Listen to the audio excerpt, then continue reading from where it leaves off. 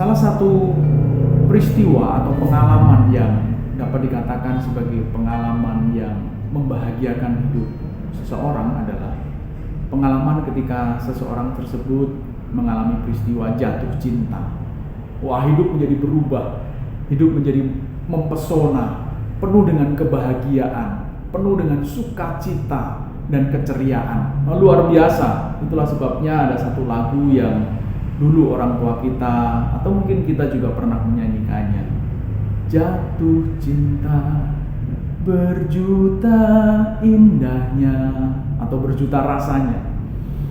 Dan kita memang betul seperti merasakan berjuta-juta keindahan dan berjuta-juta rasa yang tak terjelaskan ketika kita mengalami peristiwa jatuh cinta itu. Nah, tetapi lalu apakah hanya berhenti sampai di situ saja? Setelah kita mengalami peristiwa jatuh cinta, lalu kemudian kita menikmati perasaan yang berjuta indahnya, berjuta rasanya itu, lalu selesai sampai di situ? Nah, tentu tidak. Jika kita ingin menikmati cinta itu lebih indah lagi, ya, ada tuntutan berikutnya yang harus kita pahami dan kita mengerti, bahwa perasaan cinta itu harus dibuktikan, tidak bisa tidak.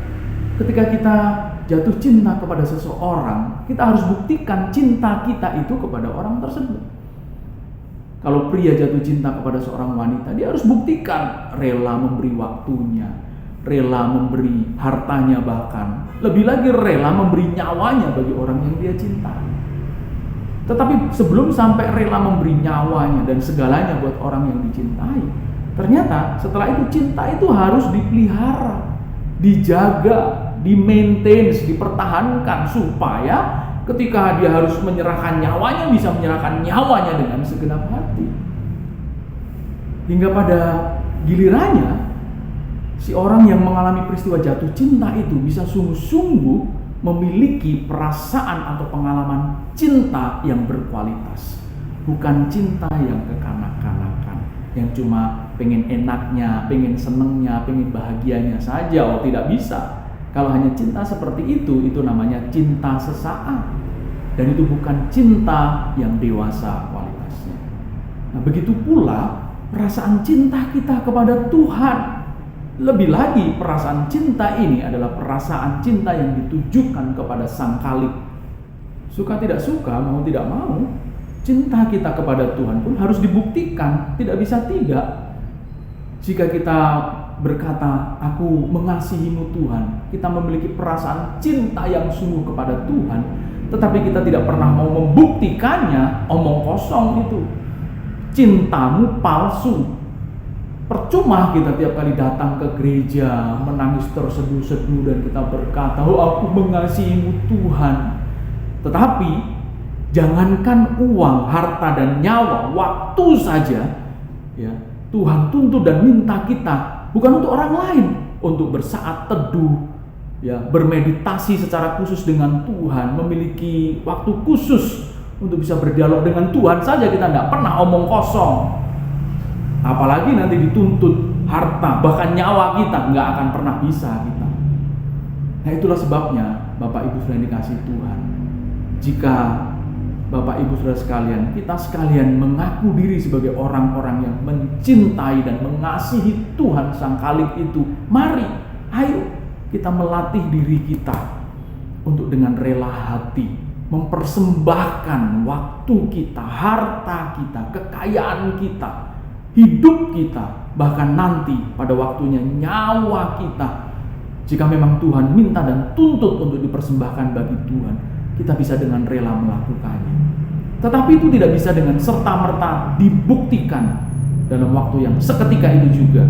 Itu berproses, butuh waktu untuk melewati, menjalani, dan memaksimalkannya, membuktikan cinta kita secara maksimal, sepenuh-penuhnya. Dan itulah tuntutan yang Tuhan harapkan jika kita mengaku diri sebagai orang-orang yang mencintainya. Dan Tuhan mengingatkan itu bagi kita di dalam Matius pasal yang ke-22 ayat yang ke-37 sampai dengan ayat yang ke-40. Itu menjadi dasar hidup kita, umat Kristiani. Jawab Yesus kepadanya, kasihilah Tuhan Allahmu dengan segenap hatimu, dan dengan segenap jiwamu, dan dengan segenap akal budimu. Itulah hukum yang terutama dan yang pertama. Dan hukum yang kedua yang sama dengan itu ialah kasihilah sesamamu manusia seperti dirimu sendiri. Pada kedua hukum inilah tergantung seluruh hukum Taurat dan kitab para nabi. Mau pilih apa lagi? Jika engkau dan aku adalah seorang Kristiani, maka kasih yang tulus kepada Tuhan itu harus dibuktikan. Bukan hanya di bibir saja, bukan hanya di otak saja, tetapi di hidup nyata kita. Mari kita buktikan dengan sungguh kasih kita yang tulus itu kepada Tuhan. Karena memang pada dasarnya segenap hidup kita ini adalah milik Tuhan, bukan lagi milik kita.